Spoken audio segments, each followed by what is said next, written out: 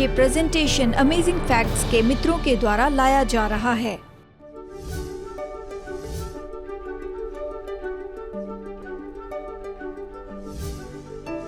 आपके आत्मिक अनुभव की ऊंचाई तो बिल्कुल उसी मात्रा में होगी जिस गहराई में आपका पश्चाताप और अंगीकार है। अब चलिए मैं इस कहानी का उपयोग करना चाहता हूं और मैं ऐसी कहानी बताऊंगा जिससे आप परिचित हैं। लूका रचित सुसमाचार अध्याय 15 से वचन 11। फिर यीशु ने कहा, किसी मनुष्य के 2 पुत्र थे। उनमें से छोटे ने पिता से कहा, हे पिता, संपत्ति में से जो भाग मेरा है वो मुझे दीजिए। उसने उनको अपनी संपत्ति बांट दी, यानी सब कुछ बांट दिया। बहुत दिन न बीते थे कि छोटा पुत्र सब कुछ इकट्ठा करके दूर देश को चला गया और वहां कुकर्म में अपनी संपत्ति उड़ा दी, मतलब पापमय जीवन में। जब वो सब कुछ खर्च कर चुका तो उस देश में बड़ा अकाल पड़ा और वो कंगाल हो गया। इसलिए वो उस देश के निवासियों में से एक के यहाँ जा पड़ा। उसने उसे खेतों में सूअर चराने के लिए भेजा और वो चाहता था कि उन फलियों से जिन्हें सूअर खाते थे अपना पेट भरे, और उसे कोई कुछ नहीं देता था। अब पाप में जीवन जीने वाला उसने जाना कि उसने अपने सारे अवसरों को बर्बाद कर दिया, पिता की संपत्ति को बर्बाद कर दिया। हर पापी पश्चाताप करने के पहले इसे जान लेते हैं, परमेश्वर ने मुझे इतने अवसर, आशीष और समय दिया है, हमने स्वार्थ में उसे बर्बाद किया। अवश्य ही दाम चुकाने का दिन होता है, यानी सब कुछ आनंद सब चला गया है। पाप संतुष्ट करना बंद कर दिया, इससे खालीपन महसूस हुआ और वो सोचने लगता है कि पिता के घर में वो कैसे रहता था। ये कहता है वो अपने आपे में आया, यानी ये बताता है कि वो तो पाप के भ्रम में पड़ गया था और फिर अचानक वो अपने आपे में आया। कहता है, मेरे पिता के कितने ही मजदूरों को भोजन से अधिक रोटी मिलती है। मेरे पिता के दास पेट भर खाते हैं और मैं यहाँ भूख से मर रहा हूँ। यीशु क्यों आए? कि जो भी उस पर विश्वास करे वो नाश न हो। ये जवान जानता है कि वो नाश हो रहा है। अगर आपने उद्धार नहीं पाया है तो बस एक ही पर्याय है, एक तो अनंत जीवन पाए, यीशु के द्वारा नया हृदय पाए, नया जन्म पाए, या नाश हो जाए। और परमेश्वर नहीं चाहते हैं कि हम नाश हो, वो हमें बचाना चाहते हैं। और मैं यहाँ भूखा मर रहा हूँ। जानते हैं उस भूख के लिए रोटी क्या है? वो तो परमेश्वर का वचन है। मैं अब उठकर अपने पिता के पास जाऊंगा। देखिए क्या हो रहा है, वो एक निर्णय ले रहा है कि अपने पिता के पास जाए। प्रतिज्ञा ये है याकूब में कि अगर हम परमेश्वर के निकट आए, याकूब अध्याय 4 में, माफ कीजिए याकूब अध्याय 4 वचन 8, तो वो भी हमारे निकट आएगा। तो हम परमेश्वर के निकट आना चाहते हैं। कहता मैं अपने पिता के पास जाऊंगा और उससे कहूंगा, पिताजी, मैंने स्वर्ग के विरुद्ध में और तेरी दृष्टि में पाप किया है। अब इस योग्य नहीं रहा कि तेरा पुत्र कहलाऊं। मुझे अपने एक मजदूर के समान रख ले। तो वो उठता है, अपने मुंह में अंगीकार का ये वाक्य रखता है और उठकर वो अपने पिता के पास आता है। वो अभी दूर ही था कि पिता ने उसे देखकर तरस खाया और दौड़कर उसे गले लगाया और बहुत चूमा। पिताजी, मैंने स्वर्ग के विरुद्ध में और तेरी दृष्टि में पाप किया है। अब इस योग्य नहीं रहा कि तेरा पुत्र कहलाऊं। जैसे उसने अंगीकार किया, पिता प्रत्युत्तर के रूप में उसे पूरी तरह से गले लगा लेता है। परिवार में उसे वापस स्वीकार करता है। कहता है, तू मेरा बेटा है। अपने दासों को बुलाता है, झट अच्छे से अच्छा वस्त्र निकाल कर उसे पहनाओ, उसके हाथ में अंगूठी पहनाओ, मतलब अब ये परिवार का अधिकार पाता है, और पाँव में जूतियां पहनाओ और पला हुआ पछड़ू लाकर मारो ताकि हम खाएं और आनंद मनाएं, क्योंकि मेरा ये पुत्र मर गया था, फिर जी गया है, खो गया था, अब मिल गया है। और वे आनंद करने लगे। मैं दूसरे बेटे की कहानी नहीं बताऊंगा, क्योंकि मैं यहाँ पर यह बताना चाहता हूँ, ये नौजवान आपे में आता है और फिर ये जानता है मैं अपने पिता से कहूँगा, यानी उसे कुछ कहना ज़रूरी था। यानी हर कोई किसी न किसी दिन अंगीकार करेगा। आप पढ़ सकते हैं, पौलुस कहता है रोमियो की पत्री अध्याय 14 में, क्योंकि लिखा है, प्रभु कहता है, मेरे जीवन की सौगंध की हर एक घुटना मेरे सामने टिकेगा और हर एक जीभ परमेश्वर को अंगीकार करेगी। आज हम यहाँ पर खास करके चर्चा करेंगे मसीही अनुभव या बदलाव के अनुभव के महत्वपूर्ण भाग पर, जिसका संबंध ईमानदारी के अंगीकार से है। अब परमेश्वर के सामने अंगीकार करने से मत डरिए, उसे सब कुछ पता है। हम संसार के इतिहास के दिलचस्प समय में रह रहे हैं, जहाँ ऐसे लगता है जहाँ भी जाए वहाँ पर कैमरा ऑन है। और देखिए, लोग तो वेबसाइट पर जाकर सैटेलाइट से देख सकते हैं और स्पेस से देख सकते हैं पृथ्वी पर क्या हो रहा है पूरी दुनिया में। और कई बार कैरन ऑफिस में आती है और प्रोग्राम देखती है गूगल अर्थ। पूरी दुनिया में देखती कि क्या मुझे कोई खाली टापू दिखेगा। और सच में मुझे पसंद है कि मैं मैप को देखूं, मैं बहुत ही विजुअल वाला व्यक्ति हूं। लेकिन अभी आप जहां भी जाए ऐसे लगता है कि सब कुछ रिकॉर्ड हो रहा है, और पहले से ज़्यादा, यानी शहरों की सुरक्षा के लिए अभी हाल ही में हमने वीडियो डोरबेल लगाई है कि जो भी दरवाजे के पास आएगा, खैर ये पुरानी टेक्नोलॉजी है लेकिन मेरे लिए बहुत ही दिलचस्प है। जब भी कोई डोरबेल के पास आता है और बेल बजाता है तो फ़ोन पर अलार्म बजता है। अजीब बात है, कैरन जब भी वहाँ पर पत्रों को जमा करने जाती है मुझे अलर्ट आता है कि वो वहाँ है। या बेटा दौड़ने जाता है, मैं उसे आंगन में से स्ट्रेचिंग करते हुए देखता हूँ। ये बहुत ही दिलचस्प है। यानी हर जगह पर कैमरा लगे हैं, और परमेश्वर ने काफ़ी समय से कैमरा लगाए हैं। ये वो स्वर्गदूत हैं जो हमारी कही हर बात रिकॉर्ड करते हैं। यीशु ने कहा, न्याय के दिन तुम हर एक व्यर्थ शब्द का लेखा दोगे। यानी हम जो भी करते परमेश्वर देखते हैं। चलिए इसके बारे में कुछ वचन बताऊं। लूका 12:2 में यीशु ने यहाँ कहा है, कुछ ढका नहीं जो खोला न जाएगा, न कुछ छिपा है जो जाना न जाएगा। इसलिए जो कुछ तुमने अंधेरे में कहा है वो उजाले में सुना जाएगा, और जो तुमने कोठरियों में कानों कान कहा है वो छत पर से प्रचार किया जाएगा। सबोपदेशक 12:14। क्योंकि परमेश्वर सब कामों और सब गुप्त बातों का, चाहे वे भली हो या बुरी हो, न्याय करेगा। हम सोचते किसी को पता नहीं, हमें सब का जवाब देना होगा। शायद आप पाप करे वहां से निकले और सोचे किसी को पता नहीं चलेगा, मुझे कुछ नहीं कहना होगा। आप उससे नहीं बच सकते हैं। यानी जो भी गुप्त में पाप किया गया है वो तो घर की छत पर से प्रचार किया जाएगा, जब तक कि उसका अंगीकार न कर लें, पश्चाताप न कर लें, छोड़ न दें, और आप यीशु मसीह के लहू में न आ जाएं। देखिए, मैं विश्वासी बना इसके पीछे एक कारण है। मैंने इस बात को जाना कि हम ऐसे बच नहीं निकल सकते हैं। मैं चोर था और मैंने जाना कि मैं इन बातों से बच निकला नहीं हूँ, और फिर मैं सहमत हो गया कि निश्चय एक परमेश्वर होगा, क्योंकि खैर हम उससे कर्म कहने लग गए। देखिए, जब आप कुछ गलत करते हैं तो सब कुछ बिल्कुल गलत होते जाता है, और आप जानते हैं, जैसे कहते हैं, जो जाता है वही आता है, वो आपको पकड़ लेगा। कोई कभी किसी चीज़ से पीछा नहीं छुड़ा सकता है। तो चलिए मैं इसे पृष्ठभूमि के रूप में बता रहा हूँ कि अंगीकार करना क्यों ज़रूरी है, क्योंकि आप सच में गलत करके आगे नहीं बढ़ सकते हैं प्रभु की आज्ञा भंग करने से। इब्रानियों 4:13 में पौलुस कहता है, सृष्टि की कोई वस्तु उससे छिपी नहीं है, वरन हमें जिससे काम है उसकी आंखों के सामने सब वस्तुएं खुली और प्रकट है, हमें उसे लेखा देना है। अब मैं सोचता हूँ लोगों को कैसे लगेगा जब वो जानेंगे कि परमेश्वर हमेशा रिकॉर्ड कर रहे हैं। जानते हैं, पहाड़ पर एक छोटा चर्च है और उनका अजीब साउंड सिस्टम है, जैसे कि कम खर्चीला रेडियो शैक साउंड सिस्टम है, और किसी तरह से वायर की लंबाई जो है स्पीकर तक वो ढांकी नहीं गई थी। और ऐसा हुआ जब ऊपर से हवाई जहाज़ उड़ता या पास से एम्बुलेंस गुजरती, मैं पहले नहीं जानता था, लेकिन ये उसकी फ्रीक्वेंसी पिकअप करने लगे और वो चर्च में उसे ब्रॉडकास्ट करते थे। यानी जबकि वो चर्च में है और प्रचार कर रहे हैं, तो अचानक एम्बुलेंस ड्राइवर को रेडियो पर बात करते हुए सुनाई देता था। कई बार एम्बुलेंस ड्राइवर एक दूसरे से क्या कहते वो सुनाई पड़ता। वो सब चर्च में सुनाई देना ठीक नहीं है। और मैं सोचता हूँ अगर उन्हें पता चलता कि वो जो कह रहे हैं वो केवल डिस्पैच रेडियो के लिए नहीं है, वो लोकल चर्च में सुनाई दे रहा है, तो वो सच में कितने सावधान होंगे। खैर, सब कुछ परमेश्वर की आंखों के सामने खुला और हमें उसे लेखा देना है, क्योंकि न्याय का दिन आ रहा है और हर कोई सारी चीज़ों के लिए लेखा ज़रूर देगा। और इसलिए यह हमारे लिए ज़रूरी है कि हम वहाँ शैतान से मुलाकात करें। नए यरूशलेम के बाहर अवश्य ही सब मसीह के सामने दंडवत करेंगे और कहेंगे, यीशु ही प्रभु है। जब तक दया के द्वार खुले तब तक अंगीकार कीजिए, मतलब अभी आप इंतज़ार नहीं कर सकते हैं। तो कहीं मत जाइए दोस्तों, बस कुछ ही पल में आज के प्रेजेंटेशन के लिए हम लौट कर आएंगे। अमेजिंग फैक्ट आपको मुफ्त की भेंट भेजना चाहता है। यहाँ आपके घर भारत में अपनी फ्री कॉपी मंगवाने के लिए स्क्रीन के नंबर पर फोन कीजिए या वेब एड्रेस पर जाइए और इस अद्भुत स्रोत को पढ़ने के बाद अवश्य ही से अपने दोस्तों को शेयर करें। तो आइए आज के बाकी प्रेजेंटेशन में आगे बढ़ते हैं और परमेश्वर के वचन से कुछ अद्भुत तथ्यों को सीखते हैं।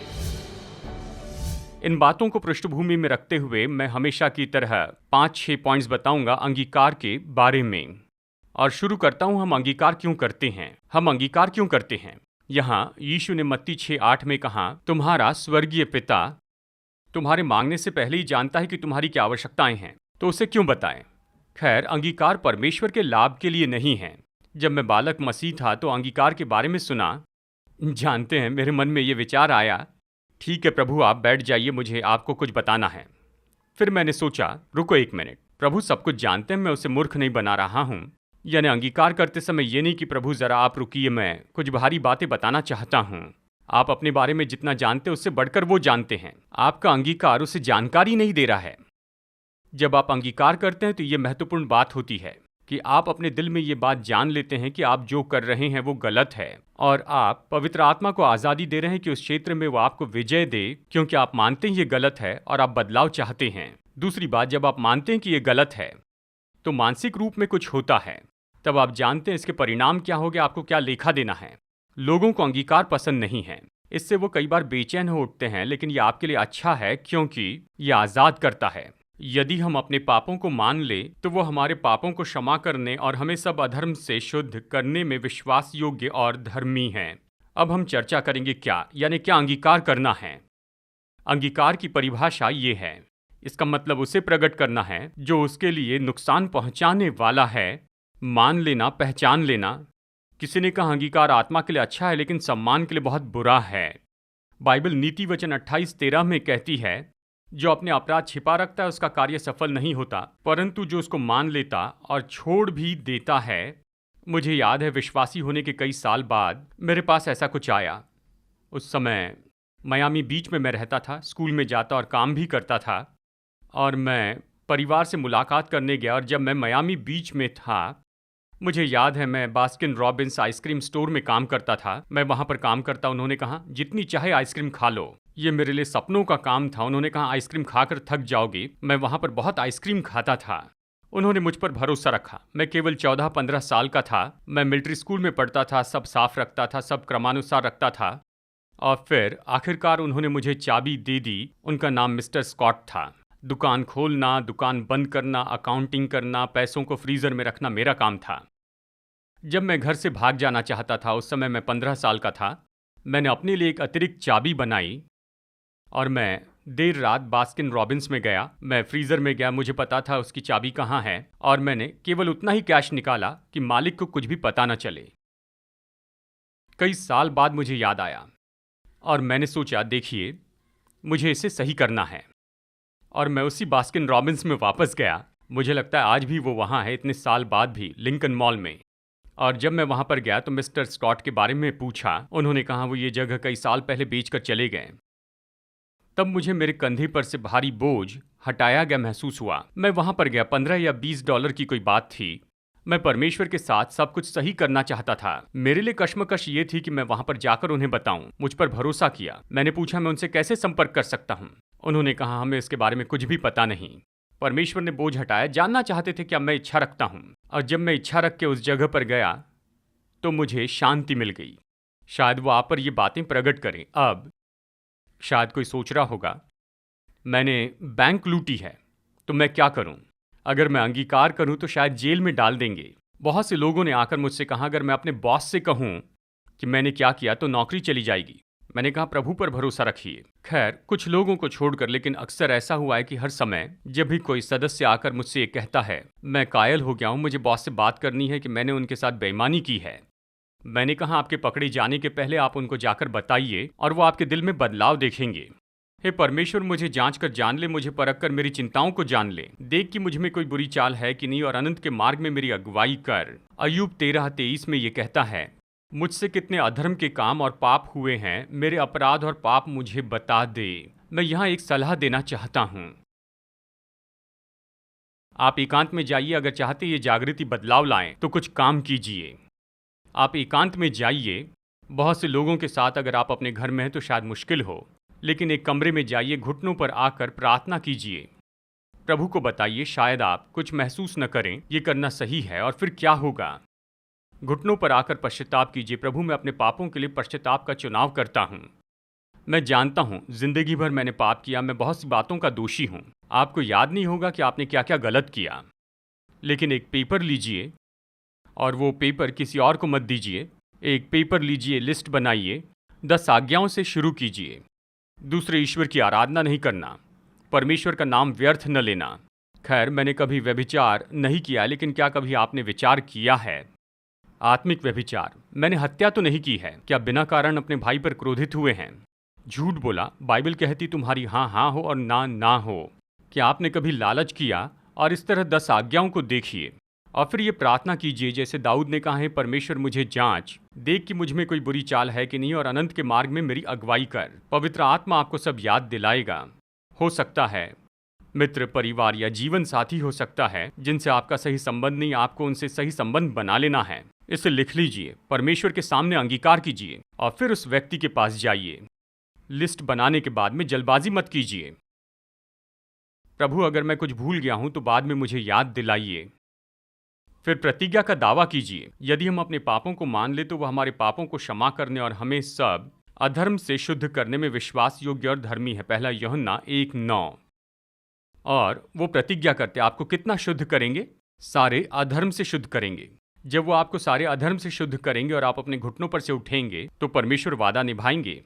ये मत कहिए, प्रभु मुझे पता नहीं मैं कैसे अच्छा विश्वासी जीवन जीऊं। उस पल वो आपको अनंत जीवन देते हैं और ये आपके व्यवहार पर असर डालना शुरू करेगा। आप विश्वास से धर्मी होंगे। जब प्रतिज्ञा पर विश्वास करेंगे, वो आपको अपनी आत्मा देंगे और आप चकित हो जाएंगे कि हर पल आप कैसे अलग जीवन जीते जा रहे हैं। तो आप इन कदमों में से होकर जाइए, प्रभु आपको याद दिलाएंगे। रोमियो 10:10। क्योंकि धार्मिकता के लिए मन से विश्वास किया जाता है और उद्धार के लिए मुंह से अंगीकार किया जाता है। और फिर कब अंगीकार करना चाहिए? अंगीकार का सही समय। देखिए, बाइबल की एक सुंदर प्रार्थना दानियल अध्याय 9 में है, जहां दानियल बाइबल से पढ़ रहा है और बाइबल में पढ़ते हुए यिर्मयाह की भविष्यवाणी वो पढ़ता है और वो जानता है परमेश्वर उन्हें वापस लाना चाहते हैं। तो दानियल कायल होता है कि उसने अपने लोगों के लिए प्रार्थना नहीं की।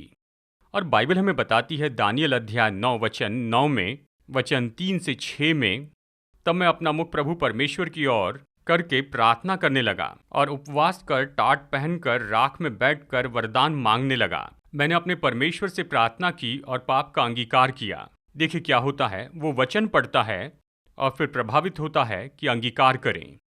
जब वो प्रार्थना कर रहा है और अंगीकार कर रहा है, दानियल 9:20, मैं प्रार्थना करता और अपने इस्राएली जाति भाइयों के पाप का अंगीकार करता हुआ और अपने परमेश्वर यहोवा के सम्मुख उसके पवित्र पर्वत के लिए गिड़गिड़ाकर विनती करता ही था। जब मैं प्रार्थना कर रहा था, तब वो पुरुष जिब्राइल, जिसे मैंने उस समय देखा जब मुझे पहले दर्शन हुआ था, उसने वेग से उड़ने की आज्ञा पाकर सांझ के अन्नबलि के समय मुझको छू लिया। यानी जब प्रार्थना की तो स्वर्गदूत भेजा।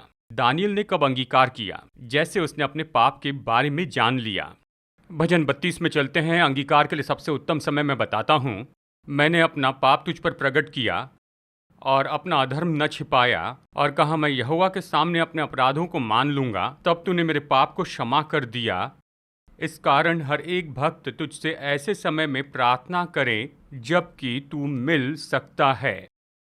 यशायाह 55:6 कहता है, जब तक यहोवा मिल सकता है तब तक उसकी खोज में रहो, जब तक वो निकट है तब तक उसको पुकारो। दुष्ट अपनी चाल चलन और अनर्थकारी अपने सोच विचार छोड़कर यहोवा की ओर फिरे, वो उन पर दया करेगा और वो पूरी रीति से उनको क्षमा करेगा। तो ज्यादा समय इंतजार न करें, जब वो निकट है उसे पुकारिए और उससे प्रार्थना कीजिए। इस सीरीज में हम आशा करते हैं कि आप उद्धार के इन कदमों में से जाएंगे, पापों का अंगीकार करेंगे और प्रभु के पास आएंगे। आप किससे अंगीकार करेंगे? खैर, याकूब 5:16, तुम आपस में एक दूसरे के सामने अपने अपने पाप मान लो और एक दूसरे के लिए प्रार्थना करो जिससे चंगे हो जाओ। अगर मैंने किसी को ठोकर पहुंचाई तो उसका मैं अंगीकार करूंगा। अगर करीबी मित्र है तो भरोसा कर सकते हैं। लोगों को लेखा देना ये अच्छी बात है। अगर किसी को किसी चीज़ की परेशानी है, ऐसा मित्र होना अच्छा है। जैसे नीति वचन कहता है, वो गुप्त रखें, यानी वो उसका भरोसा बनाए रखें कि आपको जिसकी परेशानी है उसके लिए वो प्रार्थना कर सकें। लेकिन आपको सावधान रहना होगा गुप्त चीज़ों का लोगों के सामने अंगीकार करते हुए। जैसे कि कहा जाता है, 2 लोगों को अगर भेद पता है तो फिर वो भेद नहीं रहा है।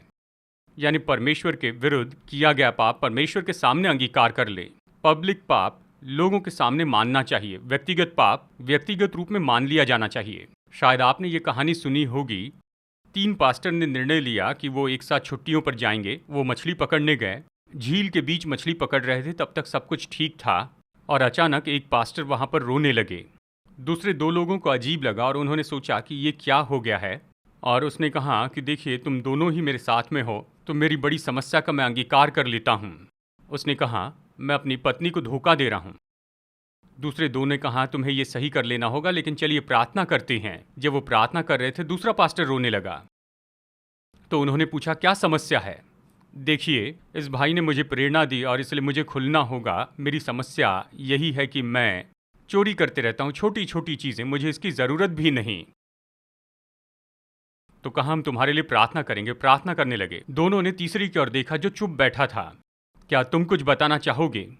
हाँ, नहीं बता सकता क्योंकि ये भयानक है। हमने जो बताया इससे बुरा और क्या हो सकता है? हम पर भरोसा रखो। तो उसने कहा, मेरा पाप तो पीठ पीछे बोलना है, मैं घर में जाकर बताने की राह देख रहा हूं। तो लोगों के सामने अपने पापों का अंगीकार करने में जरा आप सावधान रहिए। अपने गुप्त पापों को परमेश्वर के सामने मान लीजिए और कहाँ अंगीकार करें? पब्लिक पाप पब्लिक में अंगीकार करें। कई बार ये इतने अजीब होते हैं कि आपको लोगों के सामने बताना बड़ा मुश्किल होता है, लेकिन जब आप ये पाप करते हैं तो लोगों का निर्णय है। पतरस ने लोगों के सामने कोसते हुए प्रभु का इनकार किया और फिर पुनरुत्थान के बाद यीशु ने उससे ये पूछा कि उससे निपट ले और 3 बार कहा, शिमोन, क्या तुम मुझसे प्रेम रखते हो? प्रेम रखते हो? प्रेम रखते हो? जब आपको अंगीकार करना है तो आपको पूरा अंगीकार करना है। यशायाह 6:5 यशायाह स्पष्ट कहता है, मुझ पर हाय, मैं नष्ट हुआ, मैं अशुद्ध होंठों वाला मनुष्य हूँ और अशुद्ध होंठ वाले मनुष्यों के बीच में रहता हूँ। मैंने यहोवा को अपनी आंखों से देखा है। देखिए क्या हुआ जब यशायाह ने कहा, मैं अशुद्ध होंठ वाला मनुष्य हूँ और अशुद्ध होंठ वाले मनुष्यों के बीच में रहता हूँ, तो स्वर्गदूत वेदी पर से अंगारा उठाकर कहाँ रखता है? उसके मुंह पर रखता है। जब आप पहचान लेते हैं कि समस्या क्या है, तो आप परमेश्वर को अवसर देते हैं और अनुमति देते हैं कि उन क्षेत्रों में आपकी मदद करें। और लोग कहते हैं, कितनी बार, इतनी बार जब हम अंगीकार करते हैं तो क्या प्रभु थक नहीं जाते? वही बात हम बार बार कहते हैं। मैं सोचता हूं परमेश्वर सुनने से बढ़कर आप उसका अंगीकार करने से थक जाएंगे। अगर आप प्रभु के पास में आते हैं और आप अपने पाप के बारे में खेद करते हैं, तो वो सच में चाहते हैं कि आपको क्षमा कर दें। पतरस ने प्रभु से कहा, मेरे भाई के पाप को मैं कितनी बार क्षमा करते जाऊं? 7 बार। यीशु ने कहा 7 का 70 गुना। यीशु ने कहा, तुम्हारा भाई अगर एक दिन में 7 बार आता है और पश्चाताप करता है तो क्षमा करो। तो क्या परमेश्वर हमारे लिए जो करना चाहते हैं उससे कम हमसे अपेक्षा करते हैं? आप निराश मत होइए। आप मत सोचिए कि परमेश्वर आपको क्षमा करना नहीं चाहते हैं। यीशु इस संसार में इसलिए आए कि खोए हुओं को ढूंढे और बचा ले। वो सच में हमें क्षमा करना चाहते हैं। यही उसकी बड़ी इच्छा है और यही यीशु का मिशन था कि इस संसार में आकर हमें उद्धार दे। तो यहाँ जोखिम है कि देरी से अंगीकार करें। देखिए, यहूदा ने अंगीकार किया। उसने कहा, मैंने निर्दोष को पकड़वाया, पर उसने पवित्र आत्मा को शोकित कर दिया था।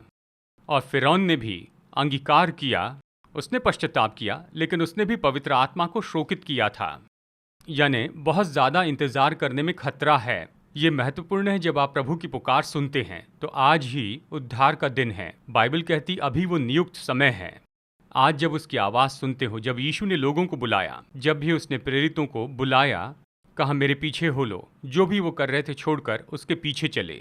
और अगर आप पवित्र आत्मा से किसी बारे में सुन रहे हैं, मुझे गौर से सुनिए, परमेश्वर आपका आनंद दूर करना नहीं चाहते हैं, वो आपको आनंद और शांति देना चाहते हैं।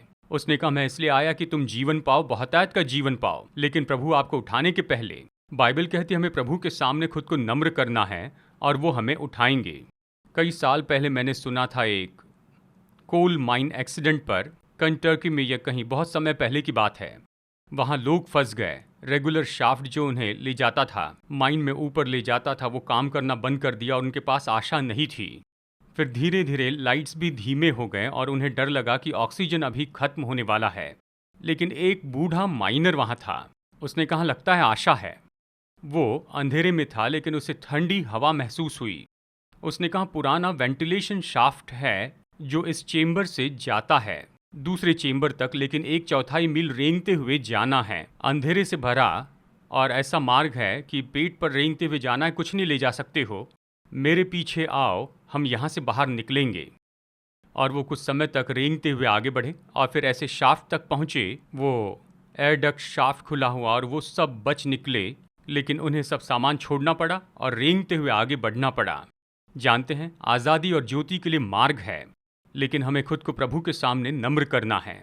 अगर हम खुद को दीन करके प्रार्थना करेंगे तो बाइबल बताती है वो हमारी प्रार्थना सुनेंगे। कई बार लोगों को क्षमा मांगना बहुत मुश्किल होता है, और जानते हैं, करीबी संबंध में मैं जानता हूँ पति पत्नी के बीच में ये बहुत मुश्किल होता है कि एक दूसरे से माफ़ी मांग ले, और इस तरह से अपने वर्क एसोसिएट के सामने क्षमा मांगना उनके लिए आसान नहीं है, या लोगों के सामने। यानी हमें अपनी मानवता को मानना होगा, अपनी कमजोरियों को मानना होगा, खुद को नम्र करना होगा। यीशु ने कहा अगर हम खुद को नम्र करेंगे तो फिर वो हमें उठाएंगे। हमारे टूटे हुए संसार के लिए क्या प्रभु की योजना जानना चाहते हैं? जैसे हम बाइबल की भविष्यवाणी देखते हैं, आप अपनी सबसे बड़ी चुनौतियों के लिए भरोसेमंद हल प्राप्त करना चाहते हैं। प्रोत्साहित करने वाली और प्रकाशन देने वाली amazing facts Bible study guide Bible पर आधारित 27 टॉपिकल लेसन्स प्रदान करती हैं, जिसमें सुंदर ग्राफिक्स और स्पष्ट उत्तर दिए गए हैं, जिसे समझना बहुत ही आसान है। हर बाइबल स्टडी गाइड आपको व्यवहारिक उत्तर की ओर लेकर जाती है, आपके जीवन के सबसे महत्वपूर्ण सवालों के लिए। मैं कैसे तंदुरुस्त संबंध पा सकता हूँ, यीशु मसीह फिर से कब और कैसे आएंगे, और भी बहुत कुछ। अपने भविष्य को अवसर पर मत छोड़िए, सत्य से अपने जीवन को बदल दीजिए। Amazing facts Bible study guide के द्वारा ये उपलब्ध हैं इंग्लिश, हिंदी, तमिल और तेलुगु भाषा में। तो इंतजार मत कीजिए, अपने स्टडी गाइड का पूरा सेट ऑर्डर कीजिए और विजिट कीजिए bookstore.aftv.in पर। क्या आप अमेजिंग फैक्ट बाइबल स्टडी को और नहीं पा सकते हैं? आपको सच्चाई से भरे प्रोग्राम को जानने के लिए अगले हफ्ते राह देखने की जरूरत नहीं है।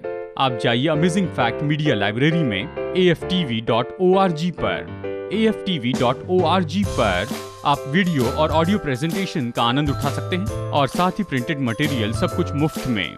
दिन में 24 घंटे और हफ्तों में 7 दिन आपके कंप्यूटर या फिर मोबाइल से लॉग कीजिए aftv.org पर। 50 साल से भी ज्यादा समय से अमेजिंग फैक्ट्स बाइबल की सच्चाई को पूरे संसार में बता रहे हैं। यीशु की आज्ञा है कि हम प्रचार करें, हर देश में, हर जाति में, हर भाषा में प्रचार करें। आपकी प्रार्थना और सहायता के लिए धन्यवाद।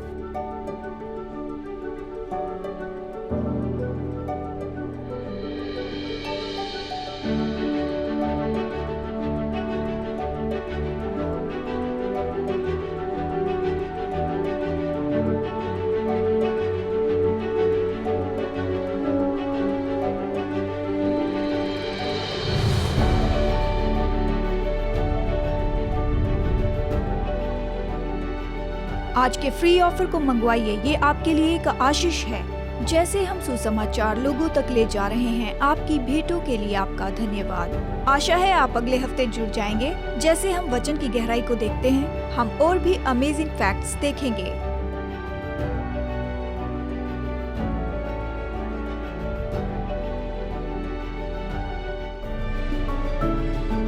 ये प्रेजेंटेशन अमेजिंग फैक्ट्स के मित्रों के द्वारा लाया गया।